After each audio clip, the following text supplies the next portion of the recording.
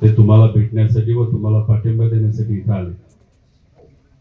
आमचे मित्र माजी आमदार सुनीलजी भुसारा हे खास आपल्याला पाठिंबा देण्यासाठी पालघरवरून या ठिकाणी आलेले आहेत। त्याच्याच बरोबर आपल्याला नेहमीच मार्गदर्शन करणारे व आपल्या प्रश्नासाठी लढणारे जयदत्त काका असतील, दत्ताभाऊ पाटील असतील, माणिकरावजी शिंदे असतील, शिवा अप्पा असतील, ललित भाऊ दरेकर सर असतील, गुणवंतभाऊ होळकर असतील, डॉक्टर असतील व त्याच्याच बरोबर सोनियाताई होळकर असतील व सर्वच मान्यवर व त्याच्याच बरोबर सामाजिक कार्यकर्ते, पत्रकार, शेतकरी बंधू आणि भगिनींनो, मी काय भाषण करणार नाही। मला फक्त आपल्या सर्वांना काही प्रश्न विचारायचे आहेत।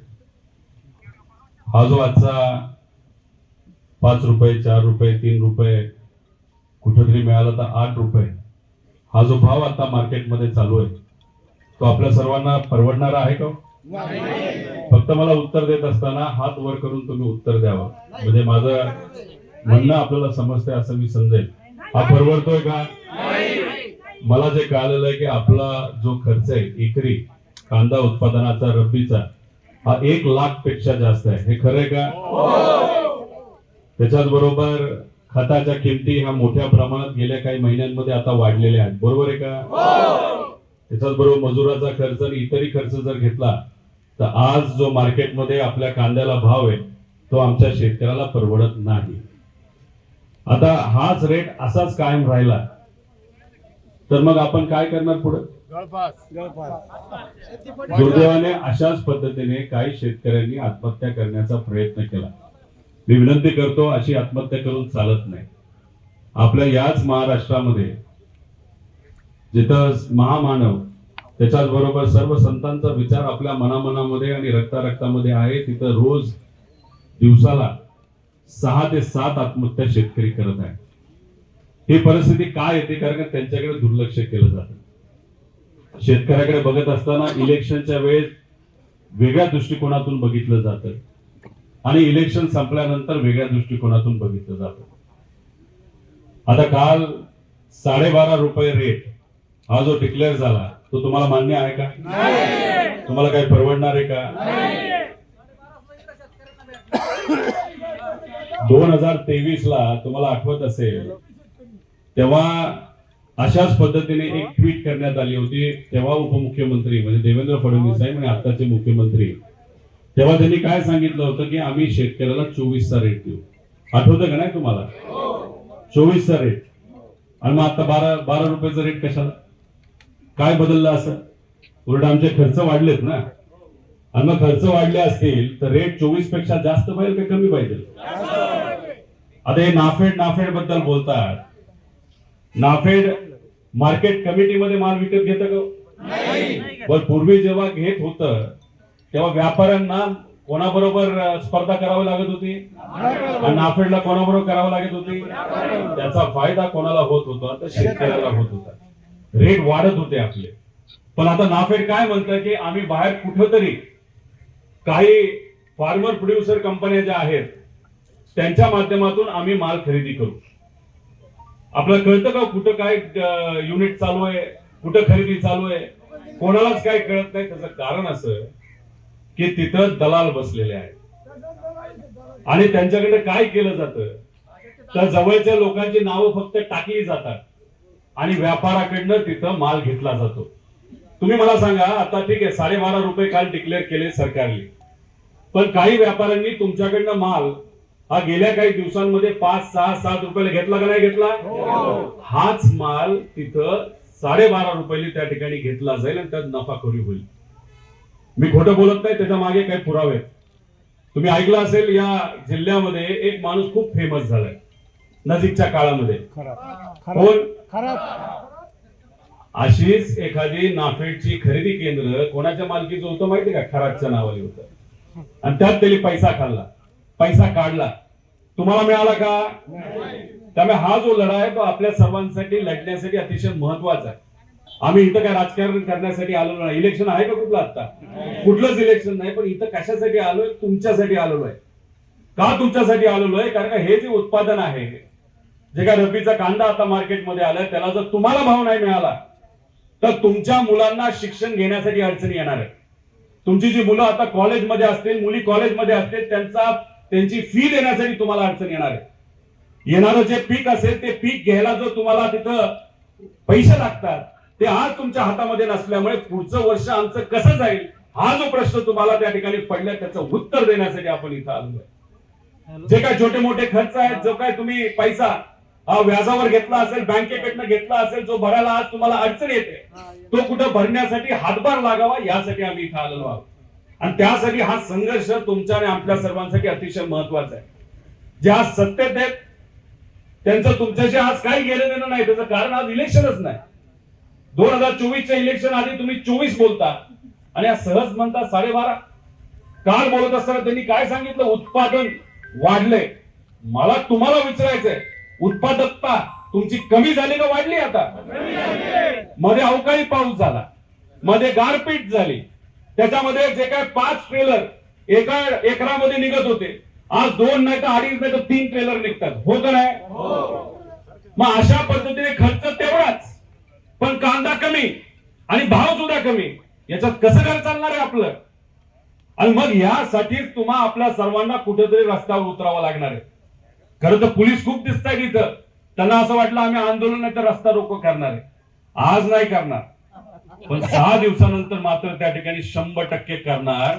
आणि दिल्लीला जाणारी जी वाहनं आहेत कुठं करायचं? कुठं करायचं?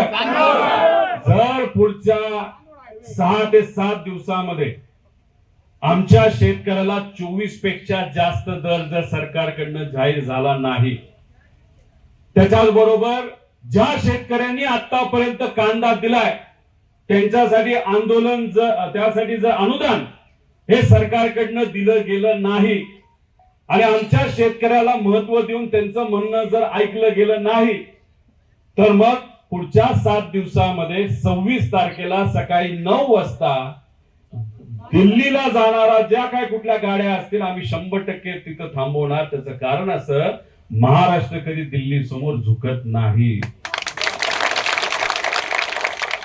त्यामुळे फोन तुम्ही केला, हे केलं, फक्त ट्विट टाकून होत नसतं. ट्विटमुळे आमचं पोट भरणार नाही. खऱ्या अर्थाने आम्हाला सर्वांना तुम्हाला निर्णय द्यावा लागेल. मला असं कळलं होतं की 9 महिन्यापूर्वी शेतकऱ्याच्या हितासाठी एक कमिटी केली होती. त्या कमिटीचा अध्यक्ष कोण? तर रंगीबिरंगी गॉगल घालणारा आणि कपडे घालणारा. काय नाव? पाशा पटेल. काय त्याला कळतं का शेतकऱ्याच्या बद्दल? म्हणजे माझ्या मतदारसंघामध्ये आला होता, काय काय बरळलं मला माहितीये. महिलांबद्दल काय बोलला आणि काय, म्हणजे असा माणसाला तुम्ही जबाबदारी दिली. म्हणजे तुम्हाला जर माणसांचीच ओळख नसेल तर शेतकऱ्याला आज काय अडचणी आहेत हे तुम्हाला कशा ओळखीच्या येणार आहेत? अडचणी कशा समजणार आहेत? 9 महिने झाले अजूनपर्यंत रिपोर्ट नाही आला. त्या माणसाला हेच माहित नाही की कांदा मार्केटमध्ये कधी येतो. खरं तर मार्केटमध्ये कांदा यायच्या आधी कुठेतरी सरकारकडनं निर्णय घ्यायला पाहिजे होता आणि दुर्दैवाने आज तो निर्णय तिथे घेतला गेला नाही. आणि सरकार काय म्हणते? तिकडे कुठेतरी वॉर चाललंय. तुम्हाला एक सांगतो, हे जे तेल आहे ना, तेल जे सरकार घेऊ शकत नाही, त्याला जर कोण जबाबदार असेल तर त्याला फक्त हे सरकार जबाबदार आहे. हे इराणला वॉर चालले, अमेरिका असं करते, त्याव करते आणि आपल्याला माल मिळत नाही, तर तेल मिळत नाही, म्हणून डिझेल आणि पेट्रोल आपल्याला मिळत नाही. पूर्वीपासून इराण हा आपला मित्र देश राहिलेला आहे. तसंच आपलं खालचा जो श्रीलंका आहे तो मित्र देश आहे. त्याच्याबरोबर आपला बांगलादेश हा मित्र देश आहे. पण या देशांबरोबर आपण चांगलं नातं ठेवलंच नाही. फक्त मिठी मारून होत नसतं. अडचणीच्या काळामध्ये त्या देशाला मदत करावी लागते. इराण अनेक वर्ष आपला चांगला मित्र असताना शेतकऱ्याची भारतातली केळी इराणला मोठ्या प्रमाणात जात होती. त्याच्याबरोबर साखर मोठ्या प्रमाणात जात होते. शेतकऱ्यांनी उत्पादन केलेल्या बऱ्याच गोष्टी या इराणला जायच्या, म्हणून शेतकऱ्याला मदत मिळायची. आणि इराण सुद्धा आपल्याला कशी मदत करत होता? तर स्वस्तात तेल आपल्याला देत होता. फक्त अमेरिकेसमोर झुकायचं म्हणून, अमेरिकेचं ऐकायचं म्हणून, इस्रायलचं ऐकायचं म्हणून तुम्ही इराण बरोबर तिथं पंगा घेतला. इराण बरोबर तुम्ही तुमचं नातं खराब केलं आणि आज आपल्या देशाला इराण तेल देत नाही, म्हणून ही आजची अडचण आलेली आहे. त्यामुळे ही अडचण कुणी किती काय सांगितलं तर कोणामुळे आले असेल तर सरकारचे दुसऱ्या देशांबरोबर जे चुकीचं धोरण आहे त्यामुळे ही अडचण आलेली आहे. आणि त्या अडचणीचा फटका आता कांदा उत्पादक शेतकऱ्याला सुद्धा मिळायला लागलेला आहे, बसायला लागलेला आहे. आज आपल्याकडनं जे काही कंटेनर कांद्याचे जायचे आज जाऊ शकत नाही. पण दुसऱ्या बाजूला आपण बघितलं तर रस्त्याच्या मार्गाने इजिप्त वगैरे वगैरे त्या भागातून जो कांदा आहे तो मात्र युएई नाही तर दुबईला त्या ठिकाणी चालू आहे. अहो, पाकिस्तानच्या विरोधात तुम्ही लढता, आम्ही लढतो, आम्ही तुमच्या बरोबर आहोत. पण पाकिस्तानच्या सरकारने त्या ठिकाणी कांद्याच्या बाबतीत जे काही निर्णय घेतले तिथं उत्पादन कांद्याचं वाढले. पण आपल्या या देशामध्ये काय झालं तर या देशामध्ये एक्सपोर्टचं धोरण कांद्याचं नीट नसल्यामुळे आज एक उद्या दुसरं, याच्यामुळे या जगातला सगळ्यात जास्त निर्यात करणारा कांद्याचा देश म्हणून आपल्याला ओळखलं जायचं. सगळ्यात मोठ्या प्रमाणात जर एक्सपोर्ट कुठून केलं जात असेल, निर्यात केली जात असेल तर आपल्या महाराष्ट्रातून केली जात होती. आणि हे फालतू धोरण केल्यामुळे, बंद चालू केल्यामुळे आज आपल्याकडनं कांदा घेणारे देश ते दुर्दैवाने कांदा तिथं घेत नाही. आणि काही काही देशांमध्ये कांद्याचं उत्पादन सुरू झालं, श्रीलंकेत कांद्याचं उत्पादन सुरू झालं आणि मग आज आपल्या सर्वांना तिथं अडचण येते. मला तुम्ही सांगा, तुमच्या घरामध्ये तुम्ही जर कर्ता व्यक्ती असेल तर त्या घरामध्ये ज्या घडामोडी होतात त्याला जबाबदार कोण? तुम्ही ना, कर्ता व्यक्तीच का नाही? मग आता तुम्ही जेव्हा मतदान करता, आपण जेव्हा मतदान करतो, जेव्हा या राज्यात आणि देशात जेव्हा सरकार येतं तेव्हा या देशाची पालकत्व करण्याची जबाबदारी कोणाची? मतदारांची का सरकारची? सरकारची का मतदारांची? मागच्यांना मी विचारतोय. सहज काय म्हणतात? पेट्रोल घालू नका, गाडीत फिरू नका, डिझेल करू नका, सोनं घेऊ नका. अहो, जबाबदारी तुमची आहे.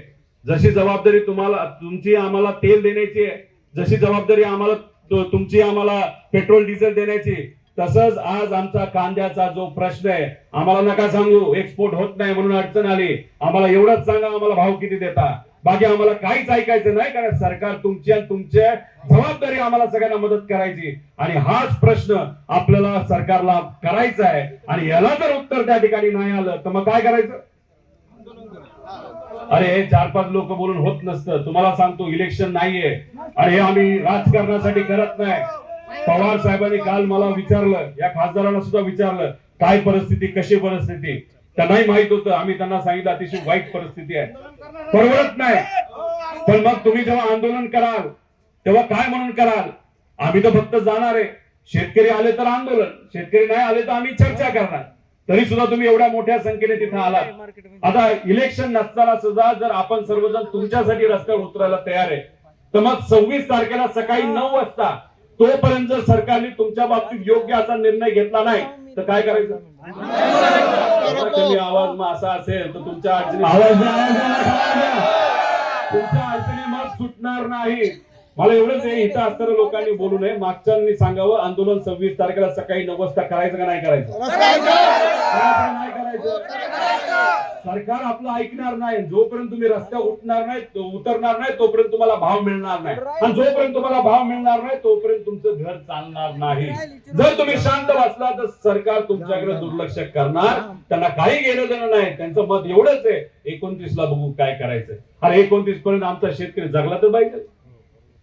आणि मग जगायचं असेल तर मग लढावं लागेल. आणि मग लढायची तयारी असेल तर 26 तारखेची घोषणा या सर्व नेत्यांच्या आणि तुमच्या सर्वांच्या उपस्थितीमध्ये आम्ही इथं करतो. करू का?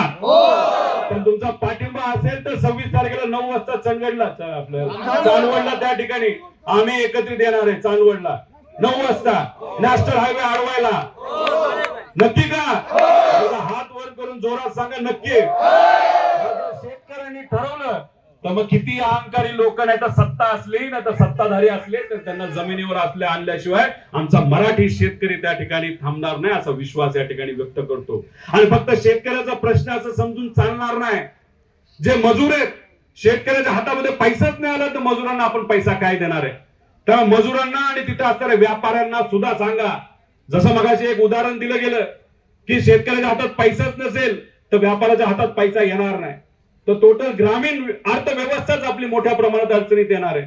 त्यामुळे मग या मीडिया समोर मी सांगतो, या सर्व नेत्यांच्या पाठिंब्याने या ठिकाणी सांगतो की 26 तारखेला, या महिन्याच्या 26 तारखेला सकाळी 9 वाजता कुठं?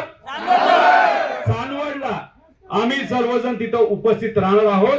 आणि त्या तारखेपर्यंत सरकारकडनं जर शेतकऱ्याच्या मागण्या कांद्याच्या बाबतीत या मान्य केल्या गेल्या नाही तर मग आम्ही मराठी माणसं दिल्लीला झोपवल्याशिवाय त्या ठिकाणी राहणार नाही. दिल्लीचा हायवे हा आम्ही थांबवल्याशिवाय राहणार नाही.